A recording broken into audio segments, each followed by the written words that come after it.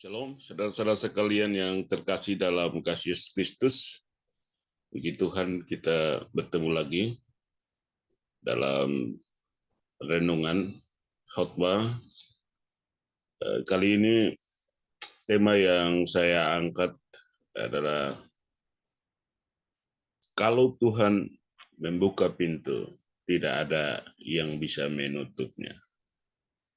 Nah, dasar kebenaran firman Tuhan yang akan kita pelajari bersama itu terambil dari Wahyu pasal 3 ayat yang ke-7 dan 8. Wahyu pasal 3 ayat 7 dan 8. Sebelum kita membaca dan merenungkan kebenaran firman Tuhan, mari kita menghadap Tuhan dalam doa. Kita berdoa. Biarlah kebenaran-Mu memerdekakan kami, biarlah kebenaran-Mu memberikan jalan keluar bagi kami, biarlah kebenaran-Mu mencerahkan kami. Karena di dalam kebenaran firman-Mu kami melangkah, dan itu satu kepastian. Berfirmanlah ya Bapa, kami anak-anak-Mu siap mendengarnya. Amin. Ya, saya akan membacakan bagi kita, ya, terambil dari Wahyu pasal 3, ayat 7 dan 8, yang berbunyi demikian. Kepada jemaat di Philadelphia, dan tuliskanlah kepada malaikat jemaat di Philadelphia, inilah firman dari yang kudus, yang benar, yang memegang kunci Daud. Apabila ia membuka, tidak ada yang dapat menutup. Apabila ia menutup, tidak ada yang dapat membuka. Aku tahu segala pekerjaanmu. Lihatlah, aku telah membuka pintu bagimu yang tidak dapat ditutup oleh seorang pun. Aku tahu bahwa kekuatanmu tidak seberapa, namun engkau menuruti firman-Ku dan engkau tidak menyangkal namaku. Yang berbahagia adalah kita semua yang membaca, merenungkan, dan melakukan kebenaran firman Tuhan itu dalam kehidupan kita hari lepas hari. Shalom. Saudara-saudara yang kekasih dalam kasih Yesus Kristus, pintu adalah akses, enter, akses masuk di rumah, di kamar, di mana-mana. Jadi pintu sering dianalogikan sebagai jalan keluar, solusi bagi satu permasalahan, bagi satu persoalan yang tidak bisa dipecahkan oleh manusia. Kalau ada pintu, maka itu satu peluang untuk keluar dari keadaan yang berat, keadaan yang sulit, keadaan yang sukar, keadaan yang tidak bisa dipecahkan oleh manusia. Nah, karena itu, apa maksud kebenaran firman Tuhan yang terkandung dalam Wahyu 3 ayat 7 dan 8 kepada jemaat Tuhan di Philadelphia? Tapi kebenaran firman Tuhan ini rupanya masuk ke dalam kebutuhan iman orang Kristen dan juga kebutuhan saya secara pribadi. Dan karena itu, mari kita sama-sama melihat. Inilah firman dari yang kudus. Asal firman ini jelas dari yang kudus, artinya dari Allah sendiri. Yang benar, Allah yang kudus, Allah yang benar. Yang memegang kunci Daud. Siapa Daud? Daud adalah seorang raja yang dipilih Allah untuk memerintah bangsa Israel. Daud dalam pemerintahannya sangat luar biasa, telah menerobos begitu banyak persoalan, peperangan. Dari latar belakang kehidupan Daud, dia cuma seorang gembala yang ada di padang, dan tiba-tiba dia dikejutkan oleh panggilan seorang penting di kerajaan Israel.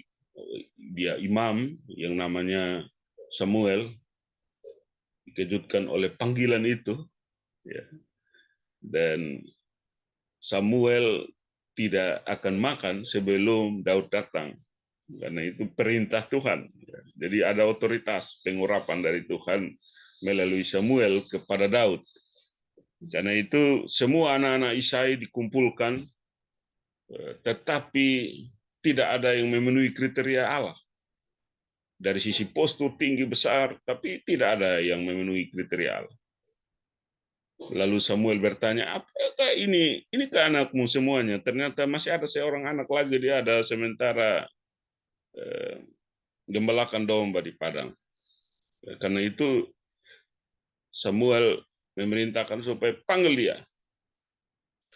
Nah, kalau kita mau pahami bahwa kalau Tuhan membuka pintu, tidak ada yang bisa menutupnya, ini punya makna pengalaman Daud juga. Daud yang ada di gembala domba, yang ada di tempat yang sebenarnya tidak tepat untuk menjadi seorang raja.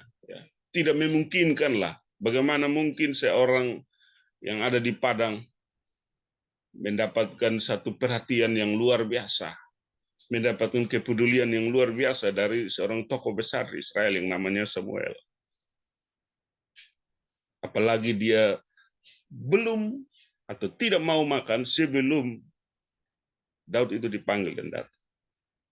Ketika Daud dipanggil, dia melepaskan gembalaan dan dia datang. Mukanya kemerah-merahan. Lalu Tuhan memerintahkan kepada Samuel, bangkitlah, inilah dia yang kupilih. Setelah itu ya Samuel tidak bisa membantah Tuhan.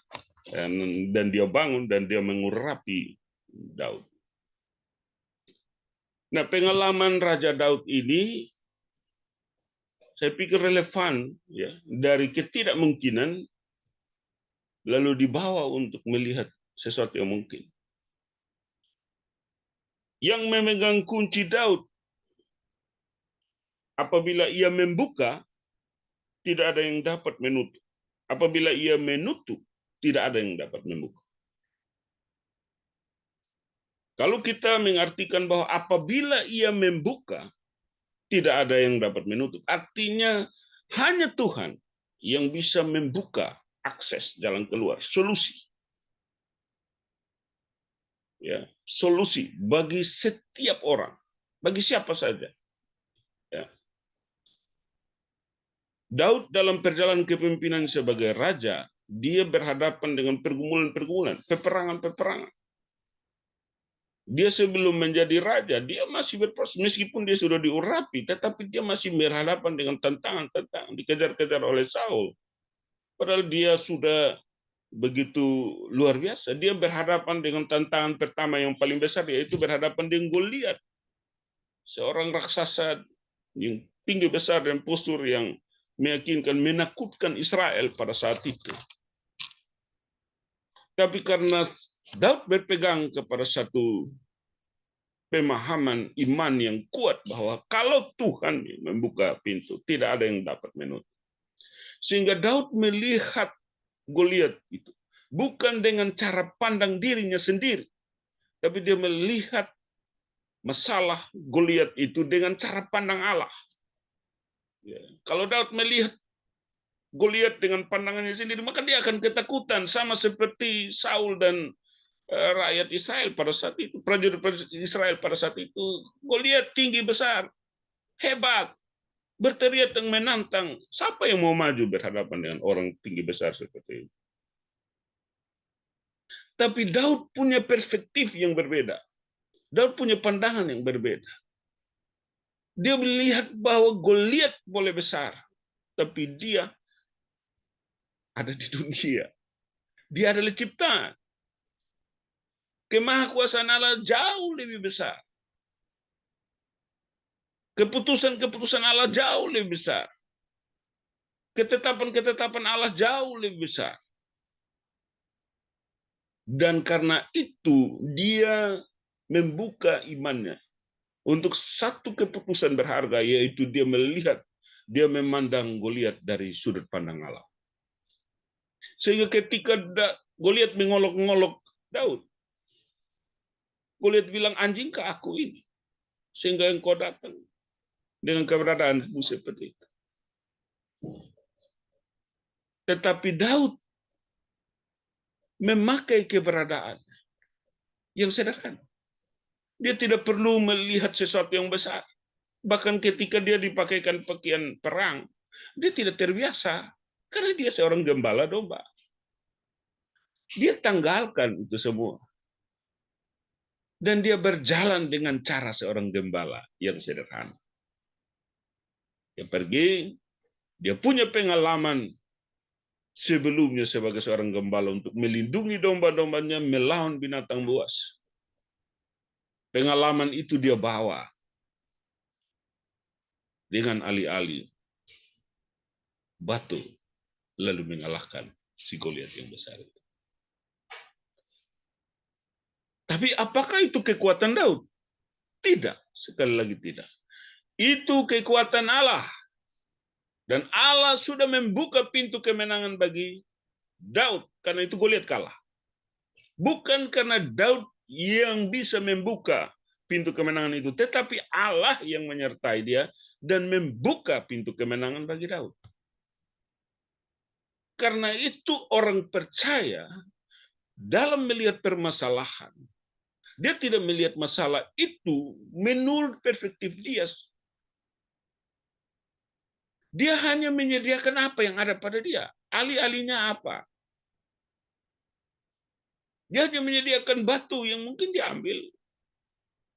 Dia hanya bekerja dengan cara dia yang sederhana. Untuk menyelesaikan masalah itu diperlukan kuasa Tuhan yang lebih besar untuk membuka pintu kemenangan, pintu keberhasilan, pintu kesuksesan. Jadi sederhana sekali. Kita tidak melawan masalah dengan kekuatan yang wah, dengan kepintaran dan kecerdasan kita yang terbatas ini. Dengan fasilitas dan apa yang kita miliki. Kita tidak punya kekuasaan apa-apa. Tetapi tangan Tuhan yang kuat, tetapi kehendak Tuhan yang ajaib, itu yang menyertai apa yang kita kerjakan. Saudara-saudara sekalian yang terkasih dalam kasih Yesus Kristus. Pada ayat yang ke-8, ya, aku tahu segala pekerjaanmu. Lihatlah aku telah membuka pintu bagimu yang tidak dapat ditutup oleh seorang pun. Aku tahu bahwa kekuatanmu tidak seberapa, namun engkau menuruti firman-Ku dan engkau tidak menyangkal namaku. Yang penting bagi kita adalah menuruti kebenaran firman Tuhan dan jangan menyangkal Tuhan. Jangan menyangkal Tuhan. Itu penting. Ketika Goliat datang mengancam Daud, apa yang Daud lakukan? Daud mengandalkan Tuhan. Daud tidak menyangkal Tuhan. Daud tidak mundur dari apa yang harus dihadapi. Dan Daud membiarkan tangan Tuhan yang membuka pintu solusi, pintu jalan keluar, pintu pertolongan.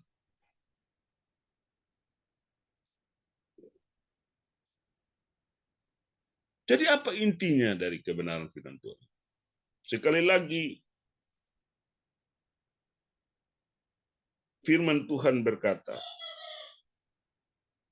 apabila ia membuka, tidak ada yang dapat menutup. Apabila ia menutup, tidak ada yang dapat membuka. Apabila, kalau Tuhan membuka pintu kesembuhan bagimu, maka tidak ada sakit penyakit apapun yang bisa membawa kematian bagimu. Kalau Tuhan membuka pintu kesuksesan bagimu, keberhasilan bagimu, maka tidak ada apapun yang dapat menutup pintu keberhasilan dan kesuksesan yang kamu miliki. Ya. Kalau Tuhan memberikan kepadamu kemenangan, maka tidak ada apapun yang bisa membuat engkau kalah dan gagal. Jadi kalau Tuhan, bukan kalau saya. Orang Kupang bilang kalau beta. Bukan. Kalau Tuhan membuka pintu, maka tidak ada yang dapat menutupnya. Kalau Tuhan menutup pintu, tidak ada yang membukanya, mampu membukanya. Itu berarti pintu jalan keluar, pintu pertolongan, pintu kesembuhan, pintu kesuksesan, pintu keberhasilan, pintu berkat itu ada di dalam Tuhan. Kuncinya Tuhan, bukan manusia yang menjalaninya. Sehingga tidak ada akses, tidak ada alasan bagi seorang pun yang menyombongkan diri, yang menganggap bahwa dia hebat. Karena itu karena dia punya kemampuan, itu karena bisanya dia. Jabatan ini karena dia yang miliki. Keberhasilan ini karena perjuangan dia, karena kecapean dia. Manusia punya kecenderungan untuk mengambil celah itu dan menganggap, oh dia. Tapi Tuhan bilang tidak, karena Tuhan yang membuka pintu. Bukan karena manusia yang membuka pintu. Atau siapapun yang membuka pintu. Kekayaan, keberhasilan, jabatan, kuasa, semua yang dimiliki oleh manusia bukan karena manusia itu. Kenapa? Manusia lahir dengan telanjang. Manusia tidak lahir dengan membawa emas dan permata dari dirinya. Manusia lahir dengan menangis. Dia ada dalam kandungan ibu yang tidak berdaya. Dan dia keluar di dalam keberadaan yang sederhana, yang kecil, yang tidak berarti. Tapi karena pintu arti Tuhan, maka manusia itu bisa sukses, bisa berpendidikan, bisa punya jabatan, bisa punya pekerjaan yang layak, bisa punya sesuatu, bisa punya apapun yang dia miliki. Karena itu tidak ada ruang bagi siapapun untuk menyombongkan diri bahwa itu karena dia. Kiranya kebenaran firman Tuhan pada saat ini memberikan kepada kita kemampuan untuk melihat bahwa kalau bukan Tuhan yang membuka pintu, tidak ada yang dapat menutupnya. Kalau bukan Tuhan yang menutup pintu, tidak ada yang bisa membuka.